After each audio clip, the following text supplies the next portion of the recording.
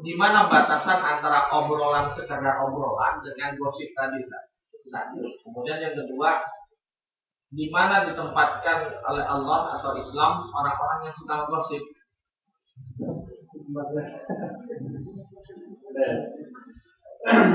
Tadi bilang apa batasan? Untuk mengetahui maka kita perlu banyak belajar. Karena dengan belajar kita banyak tahu. Itulah makna kata Nabi Sallallahu Alaihi Wasallam, "Mayyiridillahu bi khairan yufaqihu fid-din." Barang siapa yang dikehendaki Allah jadi baik, maka orang tersebut akan difahamkan masalah atau urusan agamanya. Jadi kalau Allah ingin menghendaki kita baik, kita akan difahamkan urusan agama. Karena dengan kita paham urusan agama, artinya terkait dengan ilmu agama kita punya koridor, kita punya batasan untuk melakukan sesuatu. Oh, ini boleh, ini tidak. Ini masih mubah, ini sudah makruh, ini haram. Sehingga kita tahu secara jelas. Dengan demikian maka sangat mungkin dia akan jadi orang baik. Itu mana mayoritas biarkan itu fiddin. Hingga untuk mengetahui batasan-batasan tadi mana yang boleh, mana yang tidak, pertama kita mesti belajar. Apakah batasannya? Ya batasannya hal-hal yang dilarang Allah Subhanahu Wa Taala, itu batasannya. Karena larangan Allah itu Allah sebutkan sebagai hak hudud. Wa may yata'adda hududallah faulaika humudz zalimun. Barang siapa yang melampaui batasan Allah, maka mereka adalah orang-orang yang zalim. Batasan apa ya? Semua yang diharamkan itu adalah batasan yang tidak boleh dilanggar.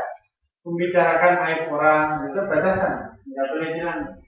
Apa yang dimaksud aib? Aib itu kalau sesuatu yang kalau kita bicarakan orangnya nggak suka, itu aib. Tapi kalau orangnya suka, ya nggak aib. Walaupun keburukannya, tapi orangnya nggak apa ini, nggak ada masalah, berarti ya bukan gosip. Bukti di antara orang yang suka, artinya dia tidak ada masalah, dia melakukannya secara terang-terangan, gitu kan, melakukan keburukan secara terang-terangan, secara bangga, berarti kalau dibahas itu bukan gosip, karena dia sendiri tidak malu. Pemuka sendiri bangga, itu bukan gosip, adalah membicarakan orang kalau orangnya tahu dia nggak. Itu koridornya. Jadi kalau gosip ya tentu tidak boleh, atau hal-hal yang di sana ada kebolongan, itu koridor-koridor yang tidak boleh hilang. Pasti bilang sehingga hadisul ifki, kejadian kebohongan yang terjadi di Madinah waktu itu berasal dari awalnya ya pembicaraan dengar disampaikan tanpa ilmu, pokoknya sampaikan, akhirnya menyebar seluruh Madinah sampai Allah harus menurunkan peringatan keras. Kenapa orang-orang ini kalau mendengar berita itu enggak diukur dengan dirinya.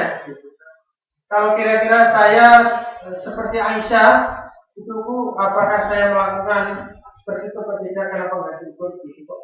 Tidak benar langsung sampaikan, tidak benar langsung disampaikan tanpa disaring, sehingga terjadilah hadis ini.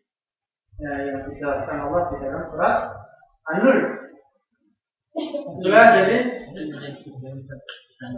kisahnya hadis ini itu ya bagi yang sudah mendengar insyaallah tidak masalah, karena gini, Imam Syekh Az-Zarnuji dalam kitab Ta'limul Muta'allim itu menjelaskan barang siapa yang ingin jadi ahlul ilmi, jadi ulama, jadi orang yang berilmu, itu syaratnya kalau mendengar ilmu walaupun sudah didengar 1000 kali, itu tetap sekhusyuk sebagaimana mendengarkan pertama kali. Orang mendengar pertama kali, ini bagus sekali, khusyuk banget. Tapi giliran dari 5 kali, kemarin. Kalau begini berarti dia bukan calon ahlul ilmi. Jauh. Syekh ini memberikan syarat sampai 1000 kali sekalipun harus tetap sekhusyuk sebagaimana mendengar pertama kali. Jadi ceritanya hadis satu itu Nabi itu biasa kalau mau berangkat perang itu ada salah satu istrinya yang diajak, biasanya di Lutri. Siapa yang ikut, nama-namanya ditulis, yang keluar berarti ikut. Ini kebetulan yang keluar adalah namanya Aisyah. Jadi Aisyah ikut karena Aisyah itu kecil, ringan, dinaikkan di sekedut. Sekedut itu rumah-rumah di atas kota, ditaruh di atas ada ini tandu, cuma di atas ditaruh di atas kota. Ketika selesai perang, sudah pulang begitu, para pasukan ini istirahat di satu tempat. Ketika istirahat itu Aisyah itu sakit perut, sehingga mencari waktu itu nggak ada WC, maksudnya menjauh dari tempat ini istirahat, tempat kemah, menjauh keluar untuk pulang. Kemudian setelah balik, dia raba-raba ini ternyata kalungnya itu nggak ada. Jangan-jangan jatuh di tempat tadi pengajar. Akhirnya dia balik lagi ke tempat pengajar. Ketika cari-cari, balik lagi ke tempat mengajar, sudah pasukan sudah nggak ada, sudah berangkat. Gitu. Punya cerita, Aisyah itu ringan, kecil, sehingga mestinya 4 orang yang mengangkat, kan awalnya sekedupnya itu di atas unta. Waktu istirahat itu ditaruh. Nah, ketika diangkat ditaruh lagi di atas unta, ini kenapa orang yang mengangkat itu nggak merasa apakah di dalamnya ada orang apa enggak? Saking ringannya Aisyah itu, jadi nggak ada bedanya antara di dalamnya ada Aisyah sama enggak itu nggak terlalu ketahuan. Singkat cerita intinya pasukan sudah nggak ada. Akhirnya Aisyah menungguin aja sampai ketiduran. Datanglah kemudian Sofyan bin Mu'attal sebagai pasukan belakang, pasukan apa ini? Ya, intinya dia penyisir gitu, sweeping gitu, belakangnya kali ada yang tertinggal. Ternyata ada yang tertinggal. Tertinggal bukan barang tapi Aisyah. Waktu itu begitu melihat Aisyah ada mengucapkan istirja inna lillahi wa inna ilaihi rajiun. Begitu melihat itu Aisyah terus terbangun. Kemudian cerita akhirnya Sofyan bin Mu'attal ini bawa kuda. Akhirnya Aisyah dipersilakan untuk naik kuda. Terus Sofyan yang nuntun. Kan nggak mungkin Sofyan yang naik kuda Aisyah ditinggal. Atau dua-duanya naik kuda juga nggak benar. Hanya Aisyah yang dinaikkan kudanya biar bareng, ya dituntun kan begitu.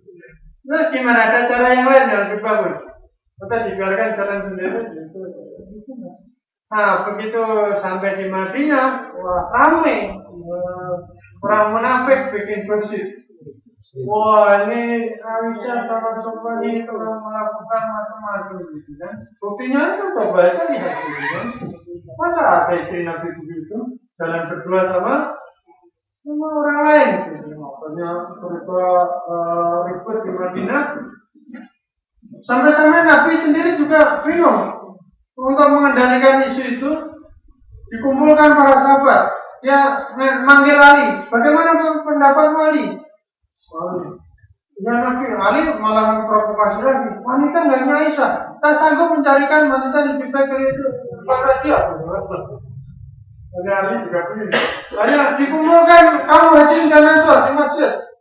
Yang terjadi malah ramai, malah ribut di antara mereka, saling menuduh. Kamu ini yang menyebarkan berita enggak? Macam-macam. Akhirnya lah. Ya udah, akhirnya ini keputusannya Aisyah dikembalikan ke orang tuanya, ke Abu Bakar Siddiq sampai Allah memberikan kejelasan. Sampai kemudian 40 hari baru Allah SWT menurunkan wahyu bahwa Aisyah adalah bersih. Kalau sekarang KPK mengatakan bersih. Nah, ini berita bersihnya itu dari Allah, baru atau min Allah. Baru atau itu bersih. Apa ini berita bersih dari Allah Subhanahu wa taala bahwa Aisyah adalah wanita yang baik-baik. Akhirnya kemudian Nabi menemui dan diajak pulang kembali. Tapi sebelum itu Nabi itu mencari berita-berita. Walaupun Nabi tetaplah manusia, dia nggak tahu hal yang gaib. Sehingga nanya pembantunya, gitu kan, Pembantu ditanya bagaimana Aisyah biasanya, kemudian dia mengatakan Aisyah itu masih kekanak-kanakan, bahkan suatu hari pernah lagi mengadu-adunan roti aja ketiduran. Ini saksi dari pembantu yang selalu bersamanya. Tapi Nabi masih bingung, ada provokasi Ali, ada yang begini, ada kuat macam-macam. Karena tadi dikembalikan ke orang tuanya sampai suasana rusak. Walaupun Aisyah waktu itu sakit hati juga, ini bagaimana suami itu sudah tidak percaya lagi. Nabi nggak percaya. Karena ketika Allah sudah memberitahu bahwa Aisyah bersih kembali,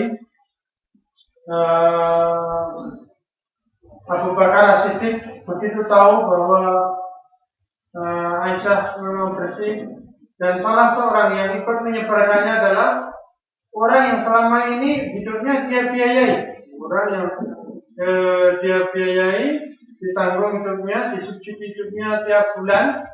Ini ikut-ikutan menyebarkan fitnah ini. Maka Abu Bakar ingin memutuskan. Ini orang nggak tahu terima kasih. Sudah dibantu. Ini ikut menyebarkan aib anaknya. Kalau tahu itu aib beneran, tetap aja nggak layak bagi orang yang sudah mendapat kebaikan itu ikut-ikut menyebar. Tapi kemudian Allah SWT menurunkan ayat khusus pada Abu Bakar, mengingatkan, kamu bisa saja memutuskan apa ini kebaikanmu pada dia, dan kau masih akan merasa plong, gitu kan, puas, gitu kan, membalas ini perlakuan dia. Tapi maukah kau, kata Allah, ngasih pilihan, maukah kau tetap memberikan subsidi pada dia, subsidi hidupnya, dan Allah mengampuni dosa bersama. Kamu pilih mana? Kamu putuskan subsidi untuk dia dan kamu puas, atau kamu tetap melanjutkan subsidi untuk dia dan Allah mengampuni dan engkau mendapat ampunan dari Allah? Maka jawab Abu Bakar apa? Saya memilih ampunan Allah Subhanahu wa Ta'ala. Jadi kalaupun dia setelah berbuat seperti itu, tetap dia lanjut. Kira-kira kalau kita milih yang mana?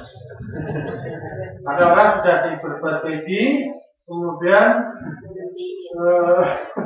berbuat seperti itu. Mungkin kita sudah tahu terima kasih. Tetapi Abu Bakar luar biasa dengan keimanannya, dia lebih memilih ampunan Allah Subhanahu wa Ta'ala. Jika cerita intinya turun banyak ayat di sini, salah satunya adalah peringatan Allah Subhanahu wa Ta'ala. Kalau terjadi hal yang kayak begitu, ambil pelajaran. Jangan setiap mendengar berita itu langsung ditelan, langsung disebarkan. Mending ditelan. Ini nggak ditelan, langsung disebarkan. Dengan kuat, langsung nyebar berita aja. Sehingga ya share gitu, berikutnya mau share kemana-mana. Sampai-sampai Abu Ayyub Al-Ansari ini bertanya kepada istrinya, wahai Umi Ayyub, kalau kamu kira-kira jadi Aisyah, itu kira-kira kamu melakukan yang dituduhkan orang apa? Nah, Abu Ayyub mengatakan, saya tidak mungkin melakukannya. Maka apa kata Abu Ayyub? Wallahi, Aisyah itu jauh lebih baik daripada kamu. Kalau kamu aja tidak mungkin melakukan, apalagi Aisyah sangat mungkin tidak melakukan. Dia adalah wanita yang dipilih oleh Allah Subhanahu wa Ta'ala untuk mendampingi Rasulnya. Tidak mungkin melakukan hal itu. Maka obrolan Abu Ayyub itu diabadikan di dalam surat An-Nur. Kemudian disuruh kamu sini semuanya menjadikan pelajaran. Kalau mendengar berita itu jangan langsung diteliti kembali, kita pengen apakah benar atau salah.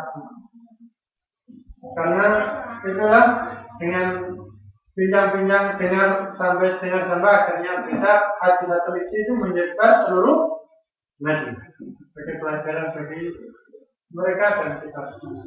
Wallahu a'lam bishawab.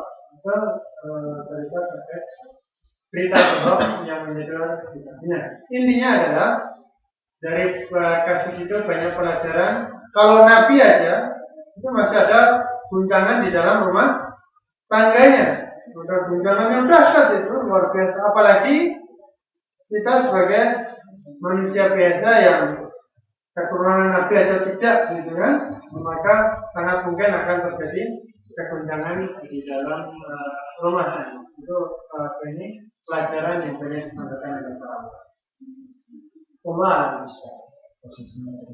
Posisi orang yang posisinya ya nggak ada peringatan khusus atau ancaman khusus dari sebenarnya kalau ancaman ya ancamannya itu di dalam surat Al-Hujurat, dalam surat Al-Hujurat Allah banyak menjelaskan orang yang membicarakan saudaranya, itu sama dengan memakan bangkai saudaranya. Ayuhibbu ahadukum ayyakula lahma akhihi maitan fakarihtumu. Apakah salah seorang di antara kalian suka makan bangkai saudaranya? Tentu tidak suka. Tidak. Allah mengibaratkan orang-orang yang membicarakan saudaranya itu sebagaimana makan bangkai saudara. Itu perumpamaannya sebenarnya sangat dahsyat. Tidak cukup bagi kita untuk menghindari. Dulu anak pernah mendengar obrolan orang biasa banget, tapi luar biasa. Isinya gitu. Intinya adalah setan itu akan selalu mencari cara untuk melesetkan orang-orang beriman. Bisa jadi orang itu dia tidak mempan digoda dengan kasus-kasus besar. Dia tidak tergoda dengan korupsi, gitu enggak. Atau kalau ditawari berzina dia tidak tergoda. Tapi bisa jadi dia terpleset dari hal yang kecil, dari obrolan sehingga kemudian masuk ghibah dan sebagainya. Itu karena itu sangat ringan. Dari situ mungkin kita masuk memerintahkan kita. Allah. Ada nggak hubungannya dengan apa atau perbedaannya dengan nakimah atau dengan kan ada hadis itu bunyinya la yadkhulul jannah apa atau ada lagi la yadkhulul jannah khatar. Itu kan termasuk ancaman juga, tidak akan masuk surga. Kalau seandainya ada kesamaan itu antara tadi obrolan gosip, ghibah segala macam dengan namimah atau dia seperti apa? Apakah kemudian efeknya juga seperti itu? Ya, tentu sebenarnya semua bermuaranya ke sana, karena nanti muara manusia di akhirat ya kalau nggak masuk surga, mereka akan begitu. Semua hal yang tidak baik ya jurusan mereka kira-kira gitu. Termasuk namimah segala macam ya sama dengan ghibah. Ya, kalau tidak bertobat itu termasuk itu dosa. Ya kalau Allah ampuni langsung masuk surga, kalau enggak ya harus dibersihkan dulu di nerakanya Allah Subhanahu wa Ta'ala. Karena untuk menghapus dosa itu ada 3 cara. Cara Allah menghapus dosa hambanya yang pertama yaitu kalau hamba tersebut tobat dan banyak beristighfar. Kalau Allah ampuni. Yang kedua dengan musibah. Dengan Allah menurunkan musibah, maka Allah akan mengampuni dosa-dosa. Sekecil apapun musibah itu Allah ampuni dengan musibah tersebut, dosa-dosa orang tersebut. Jadi berbahagialah orang yang mendapat musibah dari Allah Subhanahu wa Ta'ala, karena itu cara Allah mengampuni kita. Jadi kita disuruh tobat susah, maka dikasih musibah. Itu bagian dari cara Allah menyampaikan cintanya kepada hamba-Nya. Daripada nanti dari urusan di akhirat kan mendingan diselesaikan di dunia. Yang terakhir kalau nggak mau tobat juga tidak mau musibah di akhirat urusan, yaitu mungkin Allah ampuni kalau dosanya itu bukan dosa syirik, atau Allah hukum karena keadilan, yaitu dicuci dengan cuci dosa itu dengan api, itu dosa. Jadi intinya kalau kotoran kan kita cuci dengan air, dengan deterjen dan sebagainya. Tapi khusus dosa itu menyucinya dengan api. Oleh karena itu maka mudah-mudahan kita tidak sampai di sana, dan kalau kita berbuat salah, Allah mudahkan kita untuk bertobat sehingga tidak perlu sampai jadi urusan apa. Jadi seluruh ketidakbaikan muaranya ya sama. Kalau Allah tidak ampuni, ya sama dengan namimah. Rakyat perlu jannah an-namam, orang yang suka mengadu domba itu bisa masuk surga. Apa makna tidak masuk surga? Apakah tidak masuk surga sama sekali?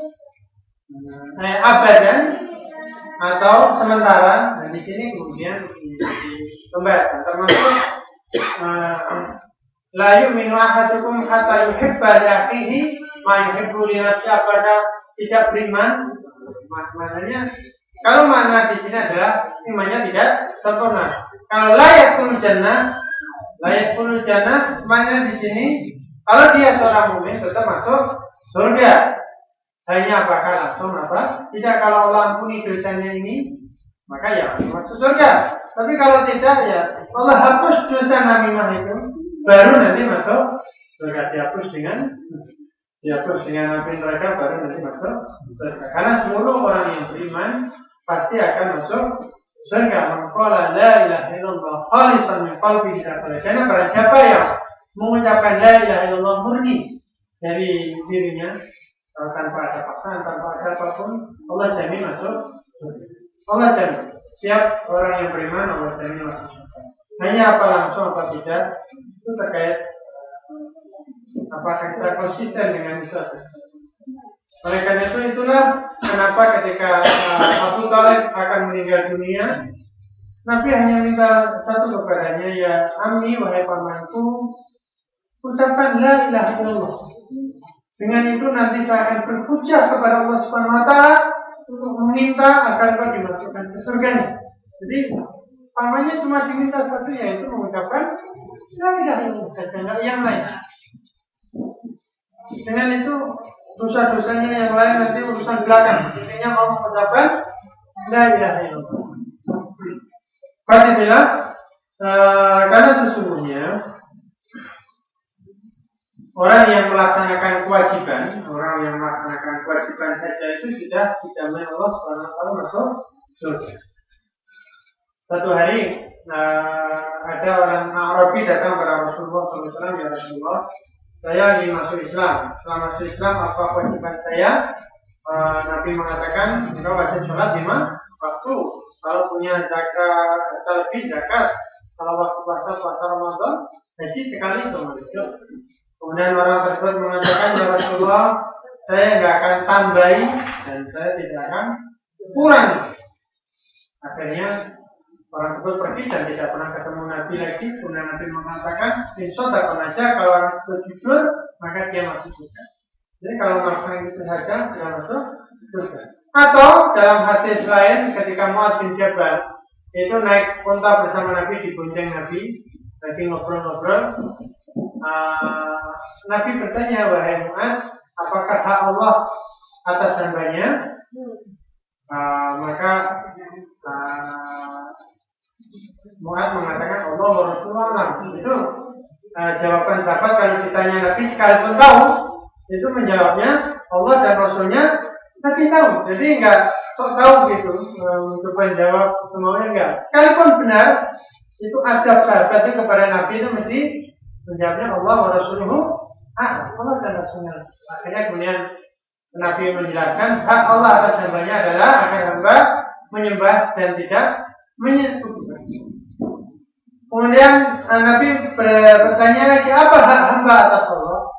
Kalau sudah menyembah Allah dan tidak menyekutukannya, maka Mu'adz kembali menjawab Allah wa Rasulullah. Kemudian Nabi menjelaskan hak hamba atas Allah adalah memasukkan surganya. Jadi ketika seorang hamba itu sudah menyembah Allah tanpa menyekutukannya, pasti Allah akan memasukkannya. Allah